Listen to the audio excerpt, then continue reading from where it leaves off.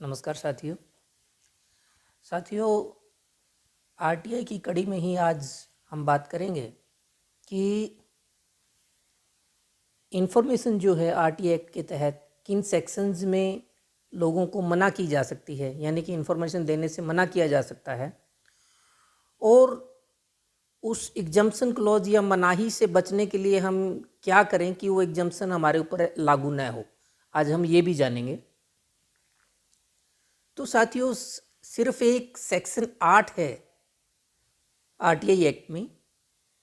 जो जिसमें ए टू जे हैं, सेक्शन 8A से लेके और जे तक, जिसमें कि इंफॉर्मेशन जो है पब्लिक को पीआईओ द्वारा मना की जा सकती है। तो हम उनको पॉइंट वाइज लेंगे और बाद में डिस्कस करेंगे कि उस एग्जम्पशन से बचने का हमारे पास में क्या उपाय है और किन स्थितियों में उस एग्जम्पशन के बावजूद भी जो है information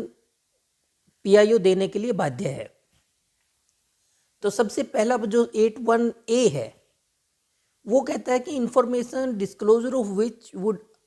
प्रेजुडिशियली affect the sovereignty of and integrity of India, यानी कि जो देश की संप्रभुता और एकता को खराब करने वाली है वो इंफॉर्मेशन जो है आपको नहीं मिलेगी। इसी तरह जो इंफॉर्मेशन सिक्योरिटी से रिलेटेड है, स्ट्रेटजिक, साइंटिफिक और economic interest of the state है, यानी कि जो देश के हित हैं, स्ट्रेटजिक हो गए, साइंटिफिक हो गए और इकोनॉमिक इंटरेस्ट हैं, उनको लेके, और हमारे देश के संबंध दूसरे संबंधों से खराब ना हो जाए उस इंफॉर्मेशन के डिस्क्लोज से, उस केस में भी इंफॉर्मेशन नहीं दी जाएगी। यानी कि ओवरऑल कहने का मतलब ये है कि जिस इंफॉर्मेशन के देने से हमारे देश के हितों को नुकसान होता है वो इंफॉर्मेशन नहीं दी जाएगी। जैसे कि भारत पाकिस्तान के रिलेशन से रिलेटेड कोई इंफॉर्मेशन है तो हमारे रिलेशन ख़राब ना हो जाए किसी उस कंट्री से, तो वो इंफॉर्मेशन जो है पब्लिक को नहीं दी जाएगी। दूसरा 81B कहता है कि the information which has been expressly forbidden to be published by the court of law और ट्रिब्यूनल और disclosure of which would constitute a contempt of court. इसको सीधे शब्दों में समझेंगे कि जिस इंफॉर्मेशन को किसी कोर्ट या ट्रिब्यूनल ने देने से मना किया है, स्पेसिफिकली मना किया है, और अगर वो इन्फॉर्मेशन देते हैं तो वो कंटेम्प्ट ऑफ कोर्ट होगी,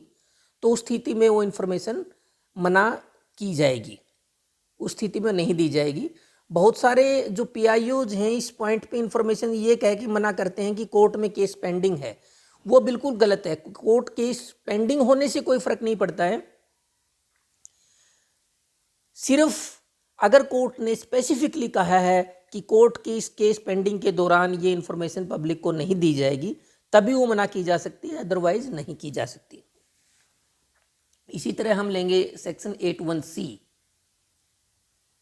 कि the information disclosure of which would cause A breach of privilege of parliament और स्टेट लेजिस्लेचर, यानी कि जो संसद, लोकसभा, राज्यसभा या स्टेट की विधानसभा, उनके कुछ प्रिविलेजेस या विशेष अधिकार होते हैं, अगर उनको कोई वायलेट करता है, यानी कि इंफॉर्मेशन देने से जो है जो पार्लियामेंट के प्रिविलेज हैं या स्टेट लेजिस्लेचर के प्रिविलेज हैं वो वायलेट होते हैं, तो वो इंफॉर्मेशन नहीं दी जाएगी। जैसे कि लोकसभा में बहुत सारी कमेटीज बनती हैं, तो वो उनका विशेष अधिकार होता है कि किसको बुलाएं, किसी को गवाह के तौर पे बुलाए जा सकते हैं, किसी वैज्ञानिक की राय भी ले सकती हैं लोकसभा की कमेटीज जो हैं, तो उस तरह की जो सूचना है वो पब्लिक को नहीं दी जाएगी। इसी तरह सेक्शन 81D है which says the information including commercial confidence, trade secrets और intellectual property the disclosure of which would harm the competitive position of third party. It means कि भाई जो कमर्शियल कॉन्फिडेंस है, कमर्शियल यानी कि व्यापारिक सीक्रेट है, ट्रेड सीक्रेट है, इंटेलेक्चुअल प्रॉपर्टी या कि बौद्धिक संपदा है, कि जैसे किसी ने जो है कोई बुक लिखी है या किसी ने जो है कोई साइंटिफिक फार्मूला करवा के जो है उसको पेटेंट करवाया है, कोई दवाई का कोई फार्मूला है, उससे या जिससे जो है किसी थर्ड पार्टी की जो कॉम्पिटिटिव पोजीशन है कॉम्पिटिटिव की, उसके जो थर्ड पार्टी के हितों को नुकसान होता है, कमर्शियली नुकसान होता है, व्यापारिक नुकसान होता है, तो उस तरह की इंफॉर्मेशन भी मना की जा सकती है। तो हालांकि इसमें साथ में ये भी कहा गया है कि the competent authority is satisfied that larger public interest warrants the disclosure of such information. अगर पब्लिक इंटरेस्ट है उसका डिस्क्लोज करने में, चाहे कोई साइंटिफिक फार्मूला है, चाहे कोई ट्रेडमार्क है, चाहे कोई कॉपीराइट है, उसको जो है किया जा सकता है अगर उसका पब्लिक इंटरेस्ट है उसको डिस्क्लोज करने में। हालांकि यहाँ पे मैं एक बात स्पष्ट कर दूं कि ये जो प्राइवेट पार्टी के ट्रेड सीक्रेट्स की बात हो रही है, जो स्टेट का कॉपीराइट है या स्टेट की इंटेलेक्चुअल प्रॉपर्टी है, उस पर ये लागू नहीं होता है। स्टेट यानी कि सरकार का इंटेलेक्चुअल प्रॉपर्टी जो है उसके ऊपर लागू नहीं होता है, उसको वो पब्लिक को देना पड़ेगा। तीसरा है, बड़ा ही एक इम्पोर्टेंट पॉइंट है जिस पे मैक्सिमम इंफॉर्मेशन मना की जाती है, सेक्शन 81E, विच सेज कि information available to a person in fiduciary relationship. अब फ्यूडिशरी रिलेशनशिप क्या होता है कि इसको मोटे शब्दों में समझेंगे, देसी भाषा में हम कहें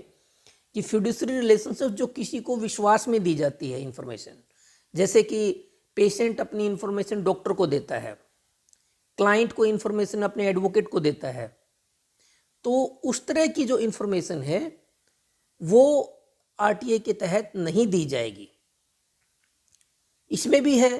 कि unless the competent authority is satisfied that the public interest would be served. अगर पब्लिक इंटरेस्ट है उसको इंफॉर्मेशन को डिस्क्लोज करने में, व्यापक जनहित छुपा हुआ इंफॉर्मेशन देने में, तो वो इंफॉर्मेशन दी जा सकती है, अदरवाइज जो है वो इंफॉर्मेशन नहीं दी जाएगी। आगे है section 81F, the information received in confidence from foreign government. अगर कोई इंफॉर्मेशन जो है किसी दूसरे देश से विश्वास में ली गई है, किसी दूसरे देश ने हमारे देश को दी है, तो वो इंफॉर्मेशन भी जो है आरटीए के तहत नहीं दी जाएगी। आगे है 81G, इसमें भी इंफॉर्मेशन खासतौर से पुलिस डिपार्टमेंट से रिलेटेड जितनी इंफॉर्मेशन होती हैं इसमें भी मना की जाती हैं। 81G है information the disclosure of which which would endanger the life or physical safety of any person, the identity of source of information or assistance given in confidence for law enforcement and security purposes। यानी कि जो law enforcement या security purposes से जो है कोई information जो किसी को पुलिस को दी जाती है या और सीबीआई को दी जाती है, एनआईए को दी जाती है, तो उसमें जो है कोई जो उनका सोर्स है कि वो इन्फॉर्मेशन कहाँ से मिली, कि जैसे आमतौर पर पुलिस बोलती है कि हमें एक गुप्त सूचना मिली या सीक्रेट इन्फॉर्मेशन मिली, तो आप ये नहीं पूछ सकते कि वो सीक्रेट इन्फॉर्मेशन किसने दी थी, वो आरटीआई एक्ट में आपको नहीं दी जाएगी। और जैसे किसी की जो है जान को खतरा बन सकता है, मान लो कोई गवाह है, किसी ने सूचना दी है कि फलानी जगह जो है बम ब्लास्ट होने वाला है, वहाँ पे बम रखा हुआ है, तो उस इंफॉर्मेशन को भी जो है आपको नहीं दिया जाए, क्योंकि जिसने इंफॉर्मेशन दी है उसकी जान को खतरा हो सकता है इससे जो है। और अगर लॉ इन्फोर्समेंट एजेंसीज को, पुलिस को कोई असिस्ट करते हुए कोई इंफॉर्मेशन दी गई है तो वो भी आप आरटीआई के तहत नहीं दी जाएगी। ये भी एक आगे है सेक्शन 81H, ये भी सबसे ज़्यादा प्रयोग होने वाला सेक्शन है इंफॉर्मेशन मना करने के लिए, कि the information which would impede the process of investigation, apprehension और प्रोसिक्यूशन ऑफ ऑफेंडर्स। जिसको हम टुकड़ों में बांट के समझेंगे कि the information would impede the process of investigation, यानी कि जो पुलिस जांच है या कोई अन्य जांच है, एनआईए जांच है, सीबीआई जांच है या कोई और किसी भी तरह की जांच है, उस जांच में बाधा पैदा कर सकता है अगर वो इन्फॉर्मेशन दी जाती है, तो वो इन्फॉर्मेशन जो है आपको नहीं दी जाएगी। आगे है एप्रीहेंशन और प्रोसिक्यूशन ऑफ ऑफेंडर्स, जो किसी को गिरफ्तार करने, अपराधी को, किसी आरोपी को के ऊपर केस चलाने से संबंधित कोई इन्फॉर्मेशन है, तो वो इन्फॉर्मेशन भी जो है आरटीआई के तहत नहीं दी जाएगी। तो इसमें लेकिन एक बात मैं आपको बता दूं कि मोस्टली क्या होता है कि पुलिस जो है, खासतौर से पुलिस ये कह के हमेशा इस 81H का हवाला दे के इन्फॉर्मेशन मना कर देती है कि इन्वेस्टिगेशन जारी है, जांच जारी है, तो इन्वेस्टिगेशन पेंडिंग होना कोई ग्राउंड नहीं है मना करने का, जब तक कि इन्वेस्टिगेटिंग ऑफिसर ये ना कहे कि इससे इन्वेस्टिगेशन प्रभावित होगी और वो प्रभावित कैसे होगी, या एप्रीहेंशन और प्रोसिक्यूशन ऑफ ऑफेंडर्स जो है वो प्रभावित होगा, वो बताना पड़ेगा कि वो कैसे प्रभावित होगा। सिर्फ इन्वेस्टिगेशन पेंडिंग होना ही अपने आप में कोई ग्राउंड नहीं है इन्फॉर्मेशन मना करने का। आगे है 81I, cabinet papers including records of deliberations of council of ministers, secretaries and other officers, कि जो कैबिनेट के पेपर्स होते हैं, जैसे पहले भी यह था कि पार्लियामेंट प्रिविलेजेस की बात में मैंने डिस्कस किया था कि काउंसिल ऑफ मिनिस्टर्स जो होती है, कैबिनेट जो होते हैं, कैबिनेट मिनिस्टर्स जो हैं, जो वो डिस्कस करते हैं, उनकी क्या क्या डिस्कस हुआ वो आपको नहीं दिया जाएगा। वो आपको दिया जा सकता है सिर्फ जब उस पर फाइनल डिसीजन ले लिया जाए। यानी कि जो कैबिनेट मिनिस्ट्री की जो बात हुई, कैबिनेट में जो डिस्कस हुआ, मिनट्स ऑफ द मीटिंग हुए, जो चर्चा की है मंत्रियों ने किसी विषय को लेकर, वो इन्फॉर्मेशन आपको तब तक नहीं दी जाएगी जब तक इस मुद्दे पर कोई फाइनल डिसीजन न ले लिया जाए। तो फाइनल डिसीजन लेने के बाद वो इन्फॉर्मेशन आपको दी जा सकती है।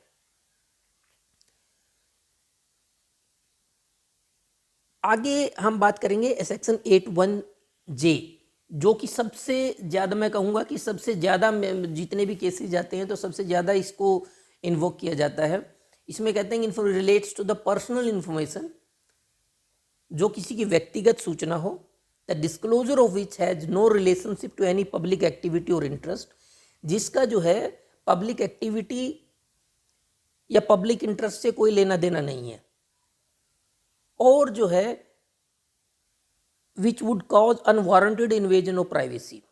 यानी कि जो है किसी की निजता को वो भंग करेगी, जो है इन्फॉर्मेशन देने से, जो है किसी की वजह से, कि किसी पेशेंट का जो रिकॉर्ड है, ट्रीटमेंट है, किसी का मैरिड स्टेटस है, किसी के खिलाफ मैट्रिमोनियल यानी कि जो है पारिवारिक झगड़ों के केस चल रहे हैं, तो वो उस तरह की इन्फॉर्मेशन जो है personal information, personal case to case differ करता है कि किसी केस में क्या कौन सी इन्फॉर्मेशन पर्सनल होगी। कुछ एग्जांपल जैसे मैं दे रहा हूँ कि मेडिकल रिकॉर्ड है, कुछ हो गया मैट्रिमोनियल डिस्प्यूट्स हैं, या फिर आप कहिए कि किसी की इनकम कितनी है, इनकम टैक्स रिटर्न कितनी है, वो आपको आरटीआई एक्ट में नहीं दी जा सकती। और जो है अगर ये इन्फॉर्मेशन है, थर्ड पार्टी इन्फॉर्मेशन है, तो पीआईओ क्या करेगा कि पीआईओ जो है उसको लिखेगा थर्ड पार्टी को, और थर्ड पार्टी से ऑब्जेक्शन मांगेगा। थर्ड पार्टी ऑब्जेक्शन करती है तो इन्फॉर्मेशन, लेकिन पीआईओ का ये ड्यूटी नहीं है कि वो सिर्फ ऑब्जेक्शन करने से ही इन्फॉर्मेशन मना कर देगा, उस ऑब्जेक्शन को वो कंसीडर करेंगे। खासतौर से सेक्शन 11 में दिया हुआ है कि थर्ड पार्टी इन्फॉर्मेशन की जब बात आती है तो थर्ड पार्टी इन्फॉर्मेशन को पीआईओ नोटिस करने के बाद उसके ऑब्जेक्शंस को इनवाइट करेगा। अगर उसके ऑब्जेक्शंस में उसको लगता है कि उसकी बात जायज़ है, उसका ऑब्जेक्शन सही प्रतीत होता है, तो इन्फॉर्मेशन मना करेगा, नहीं तो वो इन्फॉर्मेशन दे देगा। यानी कि थर्ड पार्टी का ऑब्जेक्शन पीआईओ को बाध्य नहीं कर सकता कि वो इन्फॉर्मेशन ना दे। और एक सबसे महत्वपूर्ण जो है, जो हर एक जगह आपके काम आएगी, वो आपको मैं बताऊं कि सबसे एक बड़ी इंपॉर्टेंट क्लॉज है सेक्शन 8 में ही, कहते हैं कि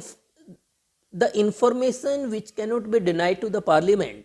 और a state legislature shall not be denied to any person. यानी कि जो इंफॉर्मेशन पार्लियामेंट को या विधानसभा को मना नहीं की जा सकती, वो पब्लिक को भी मना नहीं की जा सकती। यानी कि जो है पब्लिक को एम्पावर किया गया है कि वो पार्लियामेंट के इक्वल जो इंफॉर्मेशन पार्लियामेंट की कहीं से मांग सकती है, तो यानी कि जब भी आप आरटीआई डालें तो ये अपने आप से पूछें कि क्या ये इंफॉर्मेशन पार्लियामेंट को मना की जा सकती है। अगर वो पार्लियामेंट को मना की जा सकती है तो आपको नहीं मिलेगी, अगर पार्लियामेंट को दे सकते हैं तो एक बड़ी पावरफुल प्रोविजन है लोगों की फेवर में, क्योंकि मोस्टली इन्फॉर्मेशन जो है पार्लियामेंट को, और ये आप जो है अपील के दौरान या हाई कोर्ट में या सब जगह कर सकते हैं कि ये इन्फॉर्मेशन पार्लियामेंट को मना नहीं की जा सकती। इसमें पार्लियामेंट के अपने रूल्स हैं कि पार्लियामेंट को कौन कौन सी इन्फॉर्मेशन मना नहीं की जा सकती, तो उनको आप कोट करके इन्फॉर्मेशन ले सकते हैं। अब सबसे लास्ट में जो इम्पोर्टेंट है कि आपको, मैंने जैसे कहा था कि स्टार्टिंग में कि इन सेक्शंस को अवॉइड कैसे किया जाए कि आपके ऊपर ये जो हैं लागू ना हो इन्फॉर्मेशन देने में। तो इसमें है कि अगर पब्लिक इंटरेस्ट, व्यापक जनहित इन्फॉर्मेशन देने में समाहित है तो वो इन्फॉर्मेशन आरटीआई एप्लीकेंट को देनी पड़ेगी। यानी कि आप जब भी कोई आरटीआई फाइल करें तो उसमें कोशिश करें कि वो जो है व्यापक जनहित का मामला हो। उसमें अगर इन्फॉर्मेशन ऐसा लगता है आपको कि भाई ये इन्फॉर्मेशन देने से जो है मना होने के चांस हैं इसमें, तो उसमें कहें कि इसमें व्यापक जनहित है समाहित है। व्यापक जनहित कुछ भी हो सकता है कि जैसे कि मान लो कि किसी ने कोई गवर्नमेंट के साथ फ्रॉड किया है तो फ्रॉड से रिलेटेड इन्फॉर्मेशन आप लोगे तो उसमें आप कहें कि इसमें व्यापक जनहित है। आप कहें कि गवर्नमेंट को फाइनेंशियली लॉस हो रहा है उससे, उसमें कहें कि व्यापक जनहित है इसलिए इन्फॉर्मेशन दी जाए। आपके पर्यावरण से रिलेटेड जितनी इन्फॉर्मेशन है, पर्यावरण से रिलेटेड जो है वो उसमें अगर कोई पोल्यूशन कर रहा है तो उसमें व्यापक जनहित है। तो व्यापक जनहित किसी भी मामले में हो सकता है, वो केस टू केस डिफर करता है। लेकिन जब भी आपको कठिनाई आती है तो आप उसमें इंफॉर्मेशन कमीशन को या पीआईओ को या फर्स्ट अपीलेट अथॉरिटी को आप ये कह के सेटिस्फाई कर सकते हैं कि इसमें व्यापक जनहित समाहित है इसलिए इन्फॉर्मेशन दी जाए। इसी तरह हाईकोर्ट में भी आप इस ग्राउंड पे जितनी भी सेक्शंस मैंने 81A से 81G तक गिनाए हैं, जे तक, उन सभी मामलों में इन्फॉर्मेशन जो है अगर जनहित में है तो वो पब्लिक को देनी पड़ेगी। वो एप्लीकेंट जो है as a matter of right मांग सकता है कि इसमें व्यापक जनहित समाहित है इसलिए इन्फॉर्मेशन दी जाए।